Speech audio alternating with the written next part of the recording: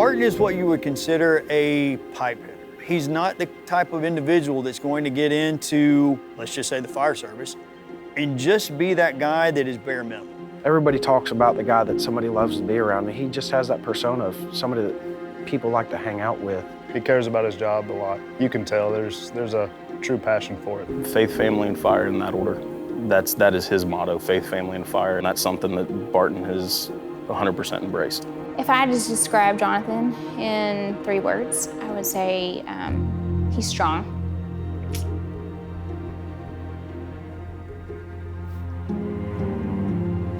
He's very dependable. And he's very hard-headed. Well, February 11th started like a normal day. Everybody convened in my office and drank coffee. So fast forward up towards around lunchtime, we had talked about how we were going to do a gear workout. Rex and Barton went down to PT the recruits after lunch. When we were sitting in Corey's office, Corey got a phone call. At 2:40, Barton calls me. And he said, hey, can you get a monitor and Canon down here for me? Matt and I couldn't hear the conversation, but we could hear how Corey was changing. And silence. I hear the phone drop, and I'm going, Barton, Barton. We get down there, and we see an individual laying at the bottom of the tower. At that point, I had no idea who it was because you just couldn't tell. You see the turnout gear, and Rex Rote was already standing beside him.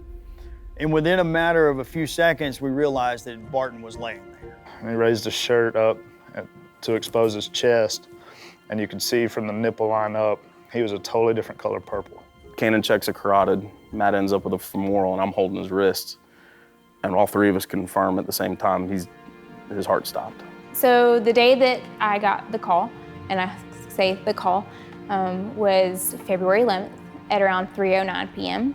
My phone rang with a number I didn't recognize, so I just let it go to voicemail and figured I would catch it later. Something told me to maybe look, you know how it transcribes the voicemail, so I looked at the voicemail after it was transcribed, and I got about halfway through what I was reading, and it said, Jessica, this is Captain Arnold. There's been an accident at the training center. I need you to come to the hospital. I'll send a car for you. I'll never forget. We pulled in. All I could see was this sea of blue uniforms. I can't tell you who was there.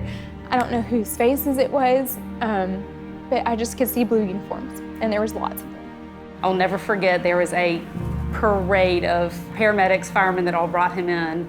He had some of the best paramedics working on him, though, which was a relief when we saw them. When he came in, the most important thing is he was already receiving high-quality CPR and resuscitation. As soon as he got to our hospital, we took him to the cath lab. He was still having that CPR, and at the same time, we opened up his blood vessel, which was 100% blocked.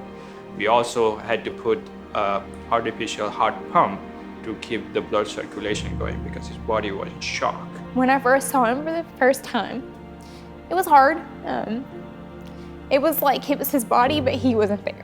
I tried to be there every day at least once to check on his wife and check on updates. I was at the hospital every day. Every day Barton was there, I was there. Got to go in and see him. He could hardly talk. You know, he's still got a bunch of wires and stuff going everywhere on him, but you know, he was awake. Just little stuff like that, and then it would start improving. But really, as the days went by, starting to have like more neurological function, things started to get a little bit easier. And then when we went up and saw him, he was actually like mildly conscious and able to kind of mentate. It's when you realize that maybe things are going to be okay. Jess called me when she got the discharge papers saying, hey, we're going. And I said, we're on our way. From somebody that you're doing compressions on 2 weeks later, walk out of a hospital setting to go home is just priceless. Putting everything in that truck and then climbing in that seat and her driving us away from the hospital was just, it was like, finally, you know, I'm going home. Of course, not knowing what we were getting ready to be hit with at home. The days at home may have actually been harder than the days in the hospital. He couldn't go to cardiac rehab because of the pandemic going on. So he's out cutting his own grass and jogging where a lot of people may not have went that extra effort. We were all here the day that Jonathan came in to do his return to work job skills evaluation. So we got to come up here, got it worked out where the whole station got to come up here and watch him do it. He actually did it faster than most of the people in the department. I can be very competitive. And I thought maybe I don't need to try to, really push too hard. Maybe I just take it easy. I'm like, you know what, why are you going slow? You can either do the job or you can't. And if you can't do the job, you don't need to come back. You don't need to be here. And so I picked it up and kicked it into high gear and finished in probably not my best time overall, but it was close. So here we are, 133 days, after he had his heart attack, he's back at work. The early intervention, the recognition, the advanced level of care that we can provide in the emergency setting and in the hospital setting, it was the perfect storm of a success. The thing what saved his life is teamwork. Cardiac arrest is you have to coordinate so many moving parts with different departments, different agencies, different entities. And all you have to do is have one of those go wrong, one of those not be as efficient, and we don't have a celebration, we have a funeral. If it hadn't been for, again, everything falling in place, it would have had a different outcome. We knew that the emergency department was going to do what they had to do. And then cardiology got involved. And then the intensive cardiologist got involved. So that teamwork is the reason that he is here and he's back at work. And the reason that he got to hug his kids in a matter of a week or so. I don't think we'll ever be able to repay or thank the people who were there who helped enough. They gave me my husband, my little girl, my little boy, their father. There's not enough thank yous to go around.